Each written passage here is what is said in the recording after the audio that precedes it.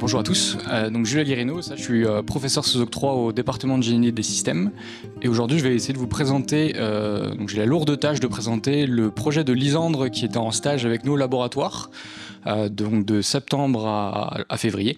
Et on lui a confié la mission un peu de se mettre dans les pantoufles d'un ingénieur mécanique, en conception mécanique, qui aurait un intérêt justement à intégrer des pratiques un peu plus éco-responsables dans l'entreprise. Donc on sait que les ingénieurs mécaniques manipulent principalement des logiciels de CAO, aussi d'autres types de logiciels, mais si vous êtes des concepteurs, vous allez faire ça dans de la CAO, donc c'est les logiciels comme CATIA, PTC Creo, etc., etc. Et de plus en plus de ces éditeurs de logiciels se sont intéressés dans les dernières années à intégrer des modules logiciels un peu d'éco-conception.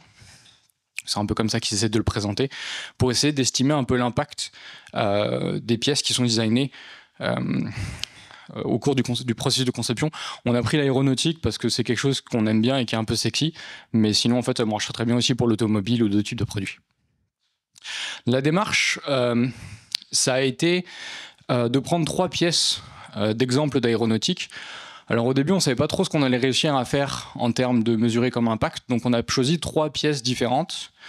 Une pièce d'aluminium usiné, une pièce qui est plus de la tôlerie découpée, poinçonnée et pliée, et enfin une pièce qui appartient justement à un club étudiant qui est Rocket ETS, qui nous a prêté sa pièce pour faire donc une pièce en carbone.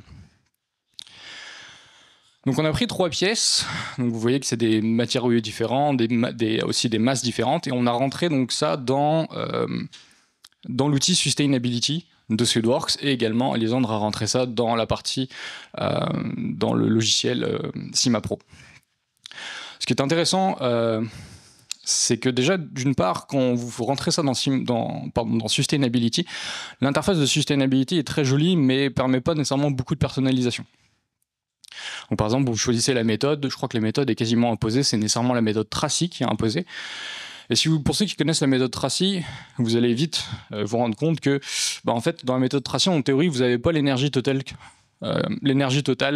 consommée.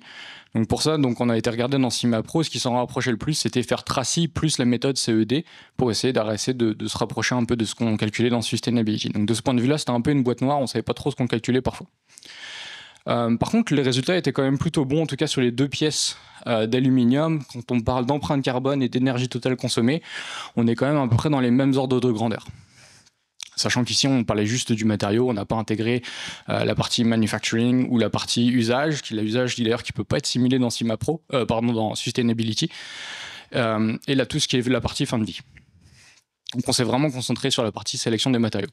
Mais ça, d'un point de vue des 2 pièces d'aluminium, sur tout ce qui était les 2 premiers critères, ça marchait plutôt bien. Par contre, tout ce qui était acidification de l'air et même eutrophisation, ça marchait vraiment pas très bien. Et enfin, la dernière pièce qui nous a posé un peu plus de problèmes, c'était vraiment la pièce carbone. Bizarrement, la limitation venait de Sustainability, où pour simuler une pièce en carbone, on pouvait seulement utiliser le tissu en carbone. Donc on ne pouvait pas nécessairement simuler la matrice en époxy avec. Donc tout ce que vous voyez, en fait, c'est pour ça que les résultats sont aussi bas, c'est qu'en fait c'est juste le tissu de carbone. Là où justement dans dans CimaPro, on a réussi à simuler le composite, vraiment à simuler la partie, les fibres de carbone plus la matrice, donc ce qui donne des résultats quand même beaucoup plus élevés en termes d'empreinte carbone et d'énergie totale consommée. En termes donc c'est vraiment des résultats préliminaires, là c'était un petit stage de 6 mois, donc sur lequel on a eu pas mal de difficultés. SolidWorks, c'est quand même pas mal pour se faire une première tête. En termes d'ordre de grandeur, sur tout ce qui est empreinte carbone, énergie, ça marchait plutôt bien. Par contre, il y a certaines choses qui marchaient moins bien dans SolidWorks, c'est que ça marche vraiment comme une boîte noire. L'interface est extrêmement jolie, mais par contre, en termes de personnalisation, c'est très limité. Il y a certaines approximations, et on pourrait se dire aussi que chouette, c'est un logiciel de CAO 3D, peut-être que la géométrie est prise en compte. Non, pas du tout. Que vous fassiez un cube ou une pièce usinée, ça ne changera rien. Si c'est une pièce d'1 kg, c'est une pièce d'1 kg, il prend 1 kg de matière. Par contre, dans Sustainability, il ne faut pas nécessairement le voir comme un logiciel d'ACV, il faut plus le voir comme une aide à la prise à la décision au niveau du processus de conception.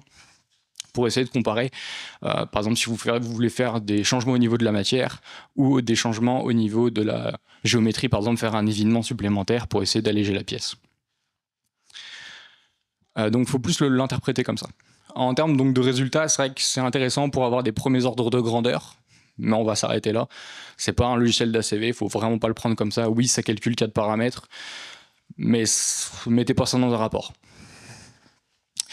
Et donc Cima Pro reste indéniablement, sans surprise, l'outil vraiment le plus adapté pour faire des études plus complexes et vraiment simuler ces différents paramètres. Par exemple, quand on parle de personnalisation limitée dans Sustainability, donc dans SolidWorks, on ne peut pas choisir vraiment d'où vient le matériau et quels ont été les apports, les mix énergétiques pour produire le matériau. Donc voilà, donc si vous avez des questions, je serais vraiment ravi d'y répondre à la suite.